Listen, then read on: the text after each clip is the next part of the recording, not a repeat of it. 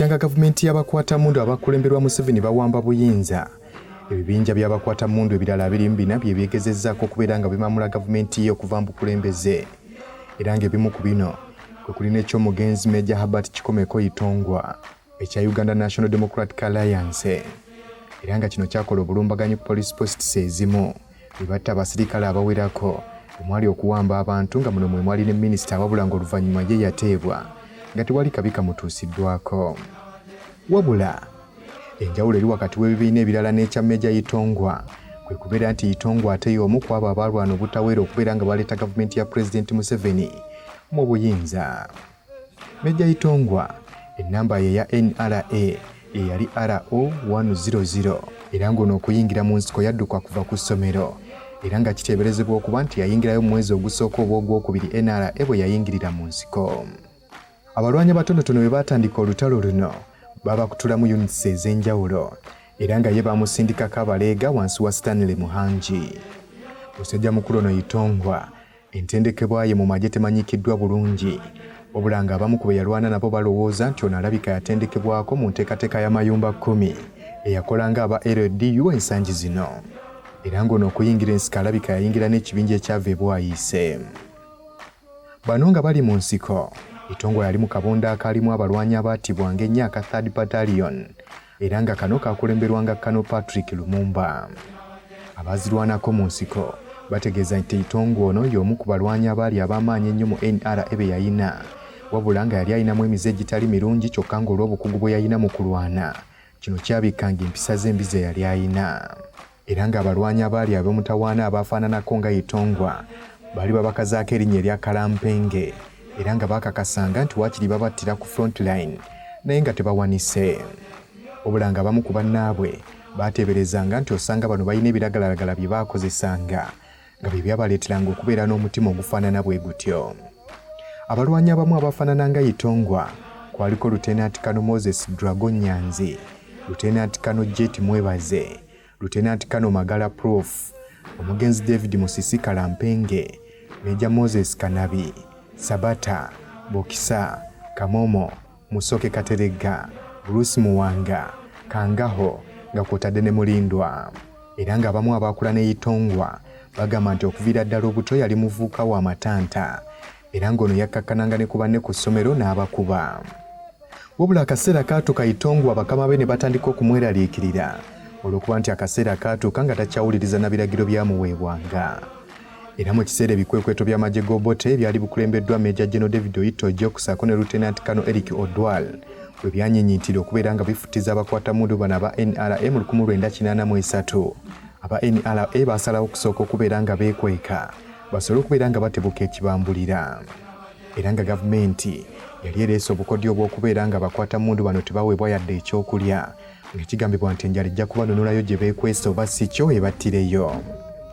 Wabula enjala bwe yanyinyitira okuluma abakwatamundu bano Itongwa omugenzi kati yali ku ddaala lya Junior Officer 2 etegeeza nti yayagala kuvayo gye beekwese alwanyisa ab'amagye ga gavumenti asobole okufuna ekyokulya yadde ng'ebiragiro bya Museveni byali bibaganye.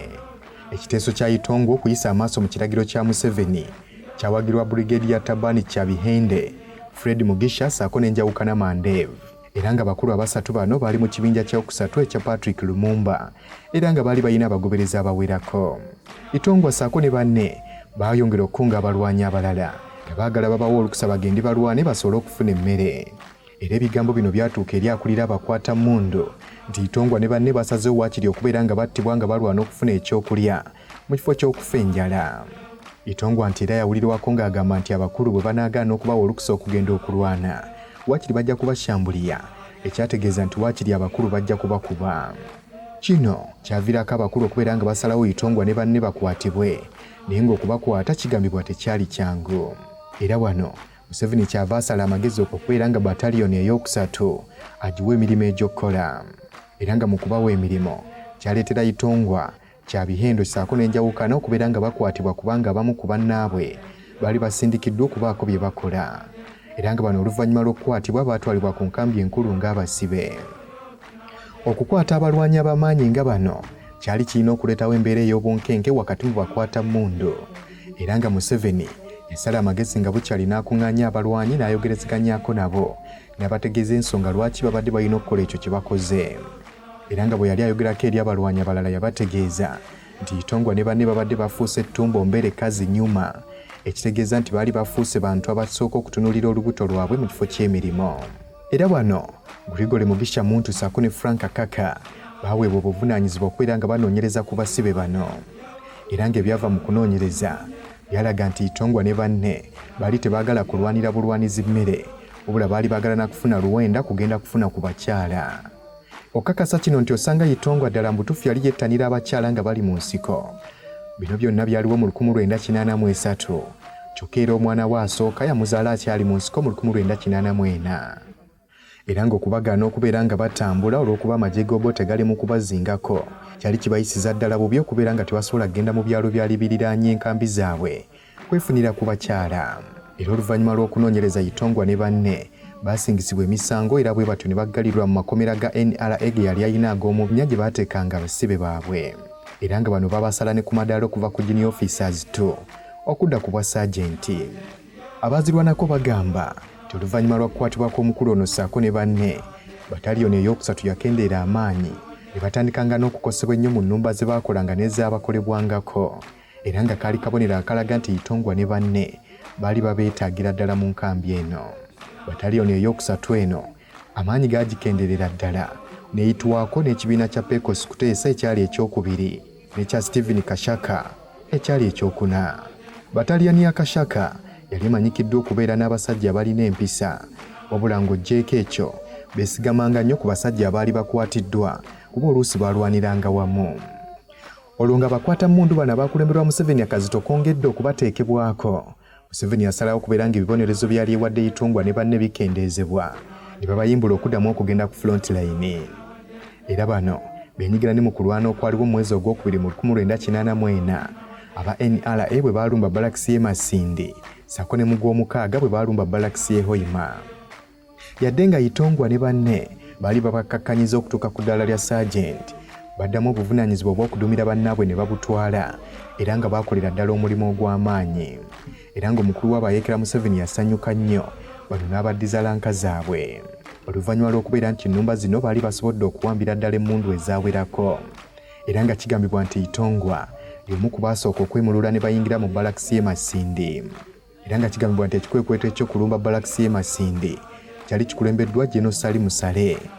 Era nga ne mu kitabo kya President Museveni ekya Sowing the Mustard Seed yategeeza nti mu bulumbaganyi buno baasobola okuwamba emmundu ezawerera ddala 765 nga tewaliwo obulumbaganyi bwonna bwe baali bakoze ne bafuna emmundu zenkana bwe zityo. Ono agamba nti era mu kulumba balakisi ezo balina abasajja abaali balina emmundu 375 bokka, yadde nga wonna awamu baali balina eggye ly'abantu 1400. Era yategeeza nti bwe baali nga tebannaba kubeera nga balumba, Museveni yasooka kubeera nga asindikayo omugenzi Kano Stanley Muhangi ssaako Brigadier John Mugume okubeera nga baketta balakisi zino. Era nti bano baayingira balakisi mu budde obw'ekiro ne bazeekennenya bulungi bwe zaakola, olwo oluvannyuma ne baddayo ne bategeeza enkambi ya Museveni. Abaazirwanako era bategeeza bwe baggulawo ekkubo erya Western Axis ng'olutalo lunaatera okuggwa, Itongwa y'omu ku be baalonda okubeera nga bawerekera ekibinja ky'abakwatammundu ba NRA abaali nga bo si balwanyi okugenda mu kitundu ekya Lwenzori. Era nga mu biseera bwe baalumbira Kampala ssaako n'okuwamba obuyinza mu 1986, Itongwa ono yali platoon commander wansi wa bataliyoni ey'okusatu yali edduumirwa Kano Patrick Lumumba. Ate ye Kano Mwebaze yali adduumira special unit y'e Bwayise. Ate Kano Mugisha yali amyuka Major General Pecos Kuteesa eyali omuduumizi wa bataliyoni esooka.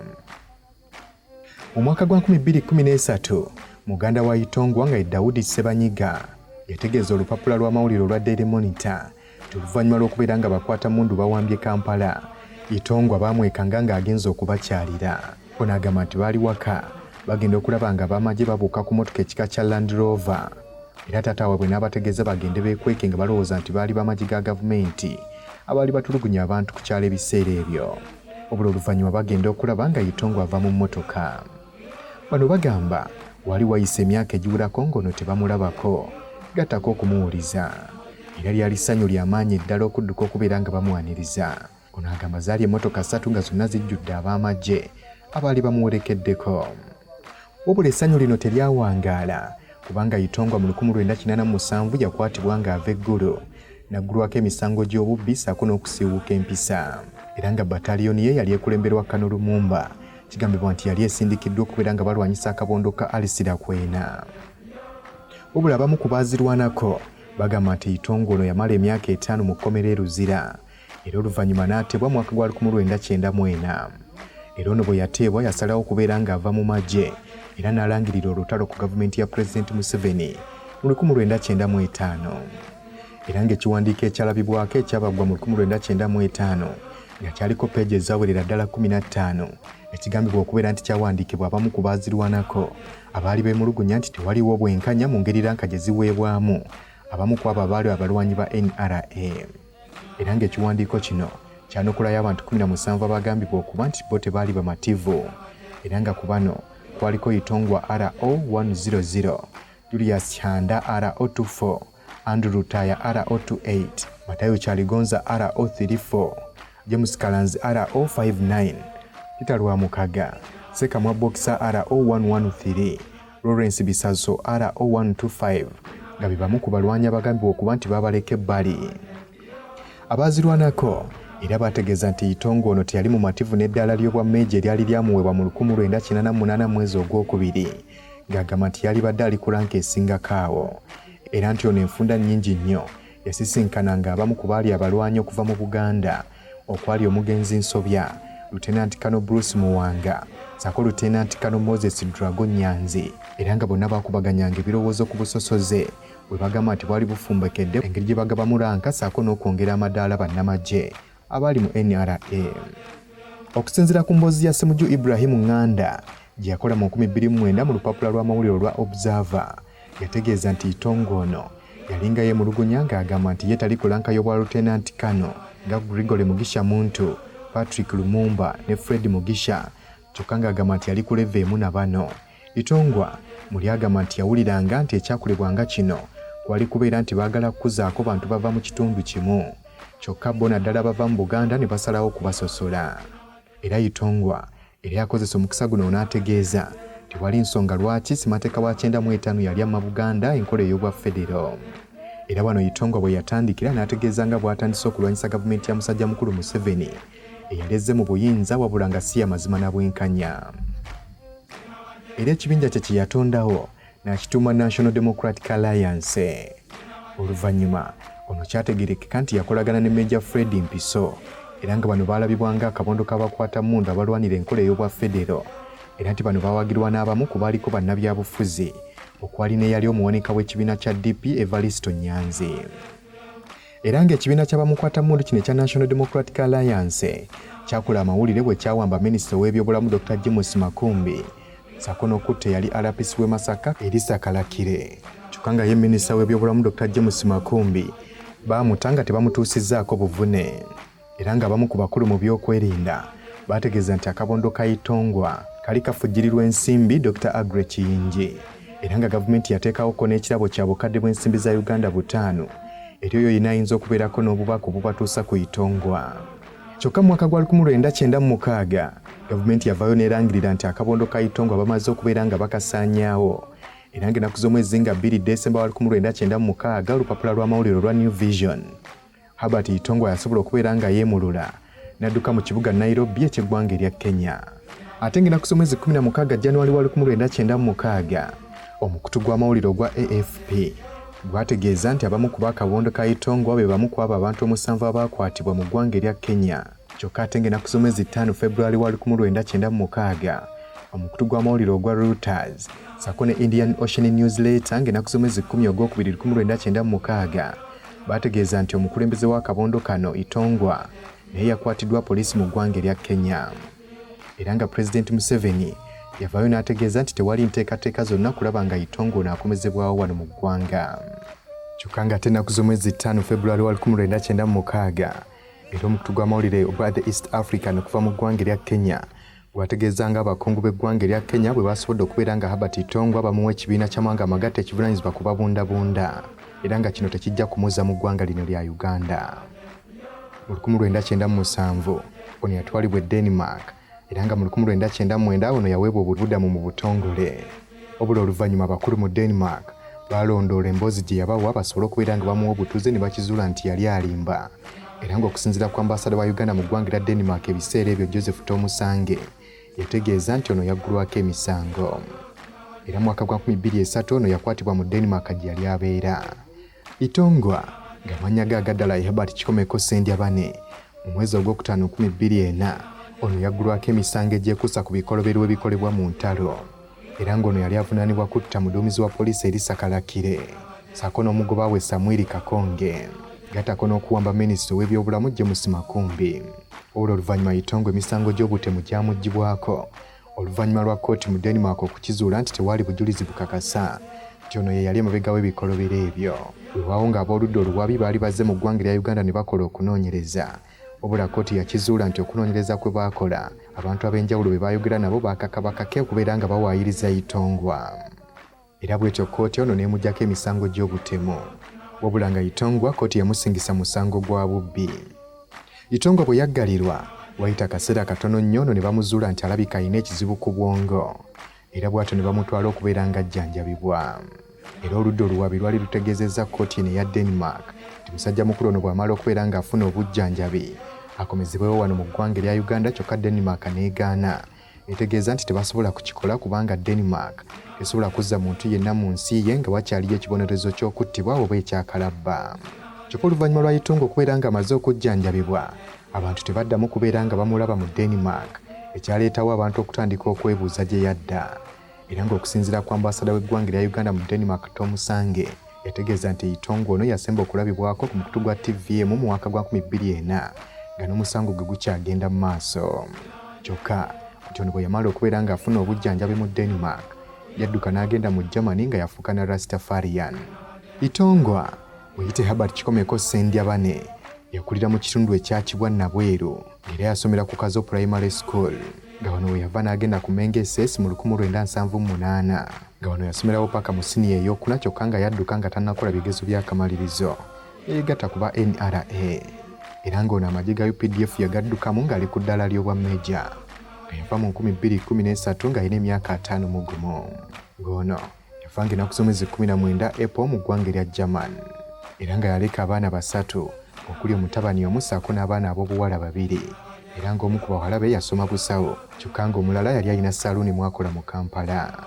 Era ng'oluvannyuma lw'okufa kwa Meja Herbert Kikomeko, General Salimu Sale yategeeza nti omugenzi yali mulwanyi mulungi nnyo kyokka n'amunenya olw'okuva mu magye n'okwagala okulwanyisa gavumenti.